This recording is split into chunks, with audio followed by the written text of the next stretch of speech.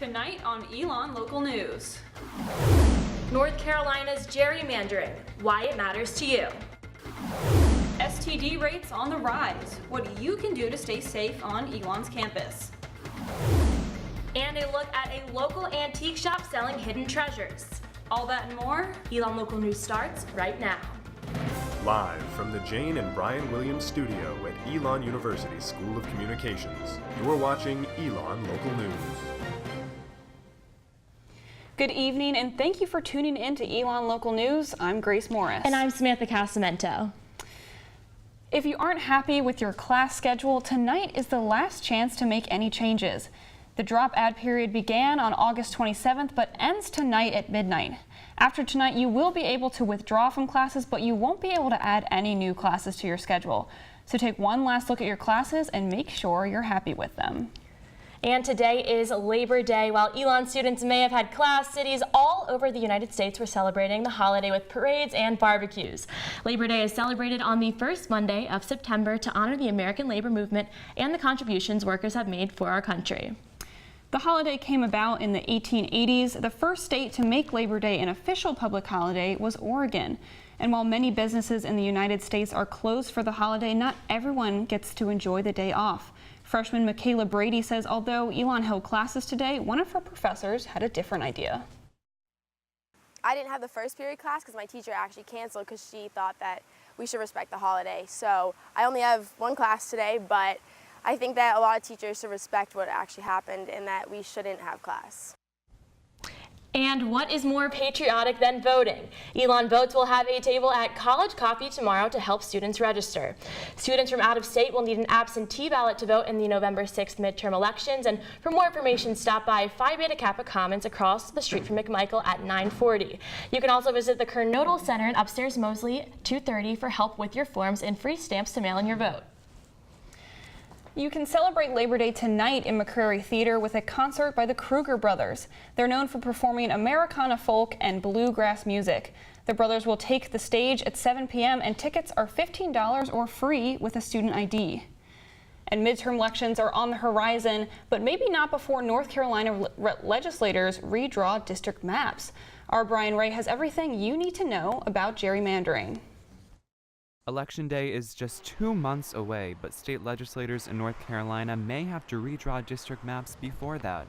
Gerrymandering is the drawing of political boundaries to group like-minded voters together, and is a problem in North Carolina. 3 judges ruled last Monday that the state's House map is unconstitutional by giving Republicans a greater voice than others in choosing representatives. For example, Greensboro is a heavily Democratic area, but is split in half by the 6th District and the 13th District. This makes it difficult for Democrats to control either district. Not only may legislators have to redraw district maps before the election, but the results from May's primary may also have to be scratched and revoted on in November. Right now, Republicans hold 10 of the state's 13 districts.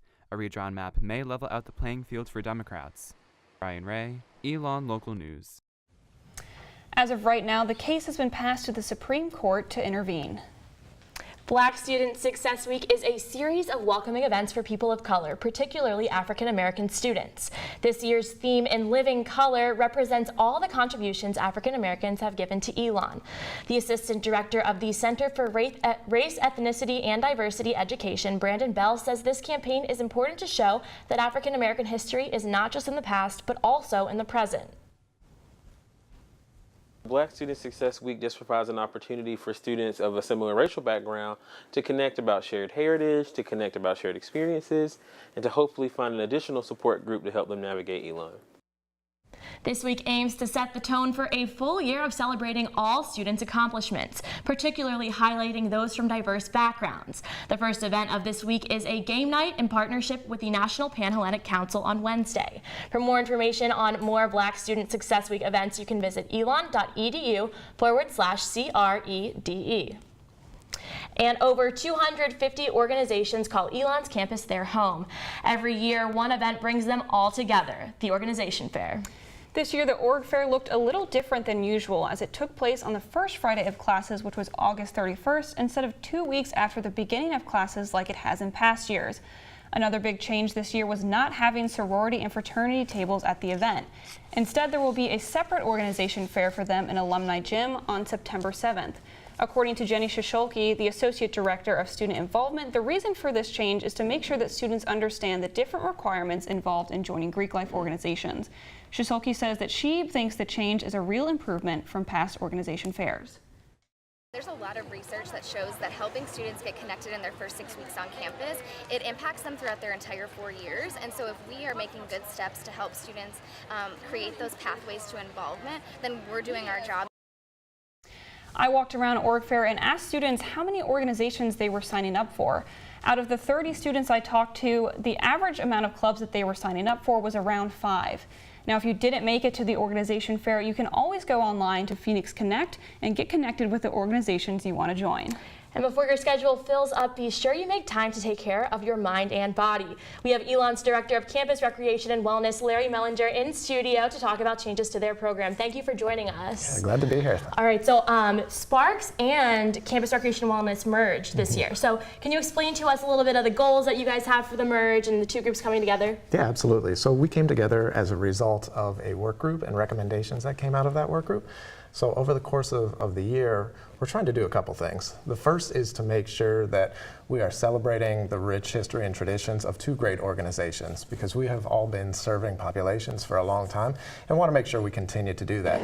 But as we do so, we also want to make sure that we're looking towards the future, what the future of wellness and well-being looks like for our students, faculty, and staff on campus, and taking the opportunity to see how we can really integrate those two departments to make sure that that's happening for a long time.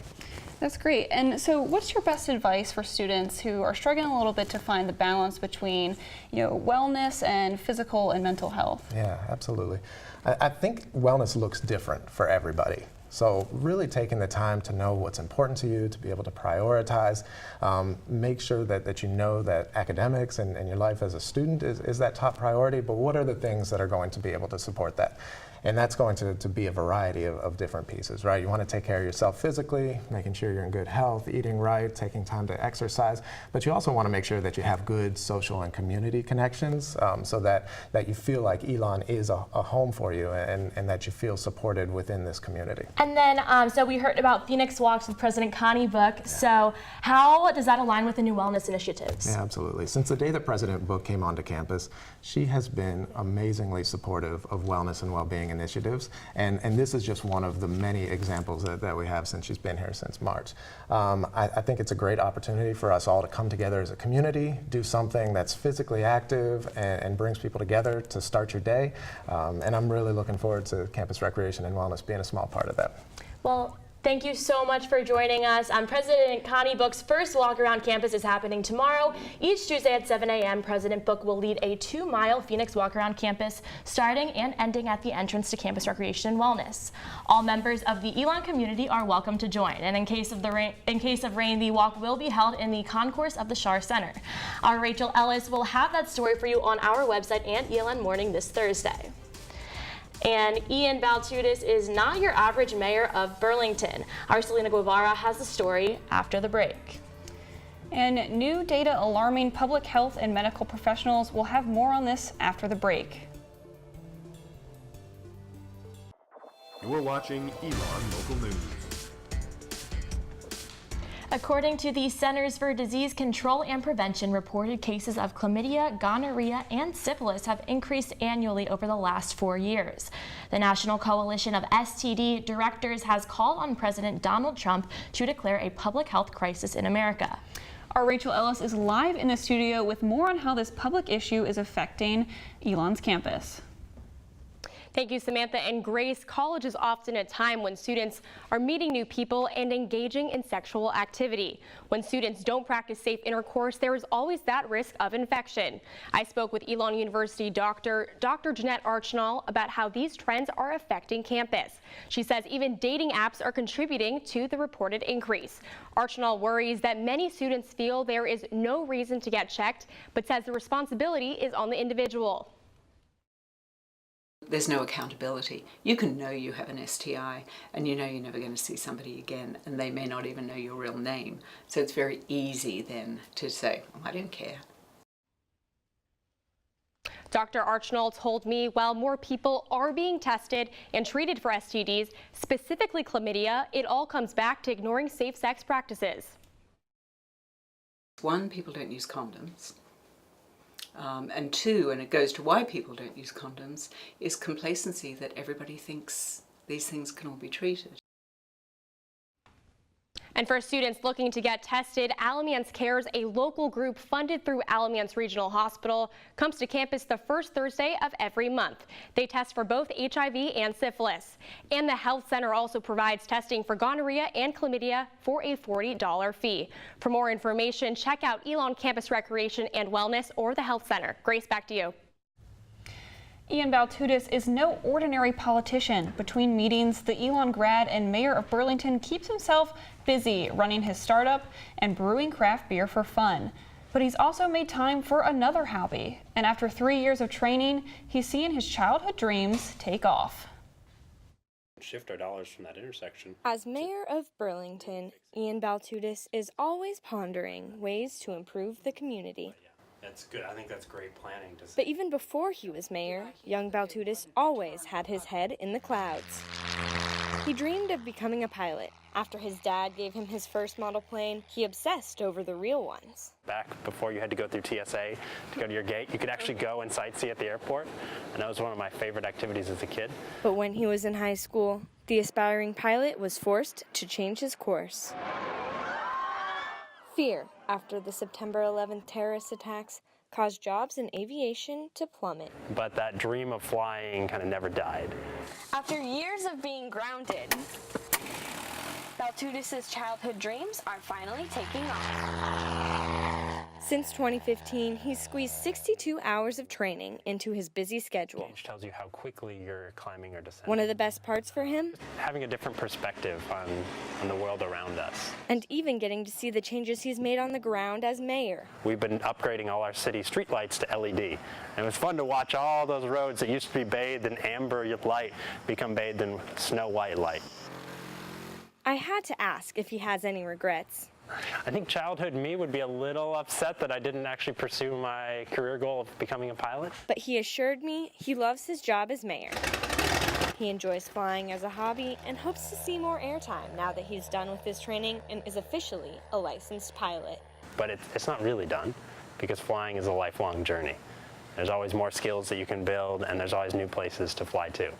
In Burlington. And the challenges of being tall, always watching your head around these planes. Selena Guevara. The adventure has just begun. Elon Local News. Baltudis keeps professional ties with the aviation industry through his company, which provides materials to Boeing and SpaceX. And after the break, we will take a look at a local antique shop whose owner's story might surprise you. After the break, I'll let you know if we'll see any relief from the summer heat.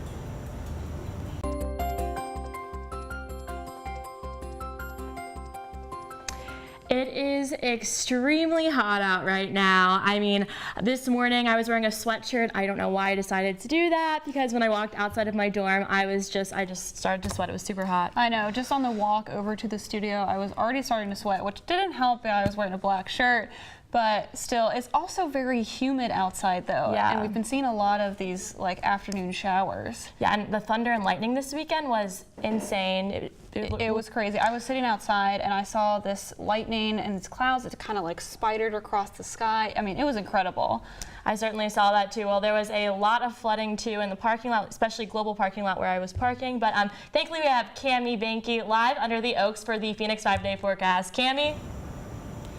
Well, you're right, Samantha and Grace. It has been so hot out. There's really only two words to describe what it's been like these past few days. That would be hot and humid. It is a little bit cooler here under the Oaks with some of the cloud cover and under the shade, but it does look like we're going to see that mix of humid and hot at least throughout this week. So looking ahead at your Phoenix 5-day forecast, tomorrow we're going to see similar temperatures like today with a high of 90, and we're going to see that humidity again continue throughout the week. And with that humidity, it's going to feel 5 to 6 degrees hotter. So you want to make sure that you're hydrating frequently. And the same goes for Wednesday and Thursday, a high of 91 both days, sunny and with that humidity. To begin the weekend on Friday, partly sunny skies and also humid again with a high of 90 and a low of 69. And for Saturday, a chance of isolated storms and a little bit cooler but still humid with a high of 86 and a low of 68. Live out under the Oaks, I'm Cami Banky. Back to you guys in the studio. Thanks, Cammie. Granddaddy's Antique Mall in Burlington is the biggest antique mall in the Carolinas. The business has been servicing Elon students and the surrounding community for 21 years. Our Megan Lind talked to the owner of about his unlikely career path and a passion for preserving history. When Tim Marco walks into work, he's stepping through history. When you were growing up, did you dream about owning the biggest antique mall? Never had any clue that I was going to be doing this at all whatsoever, no. Marco bought the 21-year-old business in 2010. The mall is the biggest of its kind in the Carolinas and brings in customers from around the world. Definitely a big difference between the two. Yes, but I've always had a love for history, so history kind of plays into this too. Why do you think it's important to preserve history? So we don't repeat it, so we don't make the same mistakes when it comes to bad history, like the war, like World War I, World War II. So we don't repeat it basically. And then learning, to me, history is just cool. What people used to go through. So you think there's a difference between maybe my generation and yours? Yeah. What are you guys going to collect? I mean, think about it. You start collecting stuff when you're probably 40 and you start having money to spend. Your house, the kids, everything's getting organized. And what are you going to collect? You usually collect what you can from your childhood. Your childhood's been disposable. What do you mean by disposable? Everything's meant to break. And if it breaks, we have no personal attachment to it. You have a lot of stuff that you're going to get from your parents that they got from their parents. I don't have a lot of that at my age, so I don't know if you guys do or not.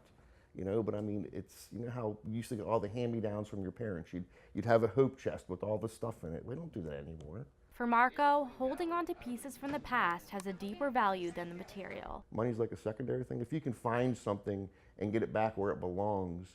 There was a lady that came in here a couple years ago, and she found a quilt that her grandmother had made because her grandmother had quilted her handprint into it out of fabric, and it was her grandmother's, so she found that. So stuff like that's cool.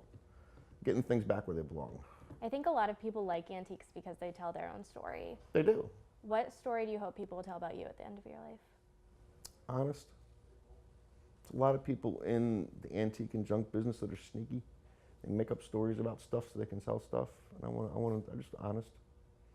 You do it for the people? Mostly, yeah. Megan Lynn, Elon Local News. Granddaddy's is located off exit 145 in Burlington and is open 7 days a week. Phoenix football kicked off their season over the weekend. We'll have highlights and reactions from the first game after the break.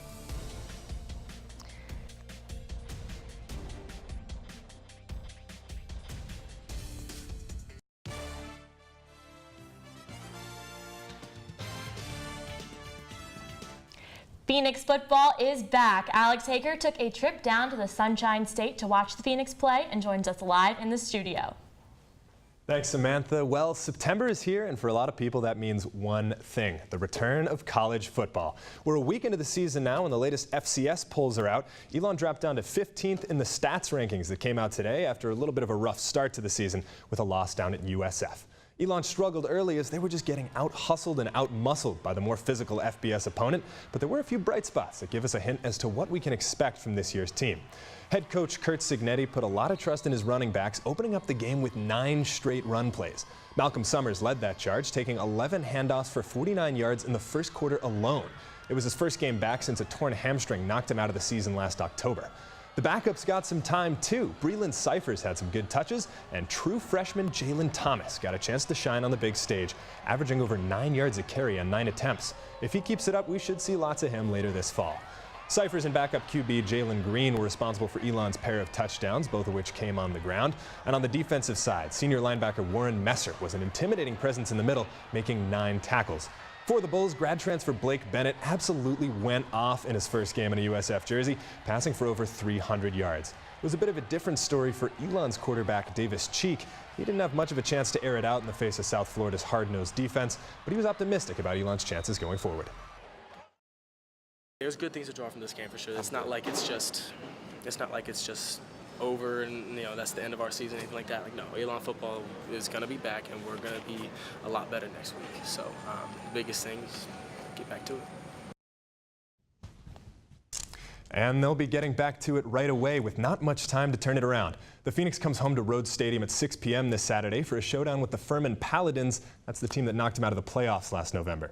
They're not the only team in action this week. Women's soccer takes on UNC Charlotte at 7 p.m. on Thursday. That one's over at Rudd Field. The volleyball team will look to continue their undefeated streak against an ACC opponent on Friday as they head to Wake Forest for a test against the Demon Deacons at 5.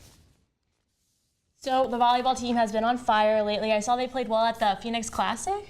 They did, and they're 7-0 now. That undefeated record is huge for them, and not only have they been winning, they have been dominating their opponents. They have won 21 sets this season, and they've only allowed their opponents to win 6. That's really good. I did play volleyball in high school, so that's pretty good. Yeah, and they have certainly given the Schar Center a fitting opening this fall. And with Wake Forest coming up, you got an ACC team on the schedule, but Wake Forest is not the best in the ACC, and there's a solid shot that we could see that volleyball team 10-0 this time next week. I love the volleyball team, and I'm so glad to hear that they're doing well, but what about Elon's other teams? How are they doing? Well, there's been a lot of success all over the sports spectrum for Elon. Just last night, Elon men's soccer had a huge win. They were up at Rutgers. They won 8-1, their biggest one in D1 program history, and Inigo Bronte, the new Spanish member of the team, had 3 goals in the first half alone. That earned him the CAA Player of the Week, and a shout out to the women's soccer team as well, who got, with a win over Richmond last night, their 300th victory in program history. That's great. Well, what can we look for this upcoming weekend for the football game? Well, I'm definitely going to have my eyes on Davis Cheek. Like I said earlier, he didn't really have much of a chance to air it out against USF, but if you remember last year in that first game against Toledo, he didn't necessarily play as well, and he didn't really start to shine until later in the season. So we're going to see him. He's a sophomore now. He's got the experience from last season. He'll be coming back to the field. We're going to see if he can put up ridiculous passing stats like he was last year. Well, that's great. Thank you so much for joining us, That's all the news we have for you today. Thank you for joining us. When we're not on air, make sure to follow us on all of our social media at Elon News Network. And check out our website, elonnewsnetwork.com, for the latest information. Have a great night, Elon.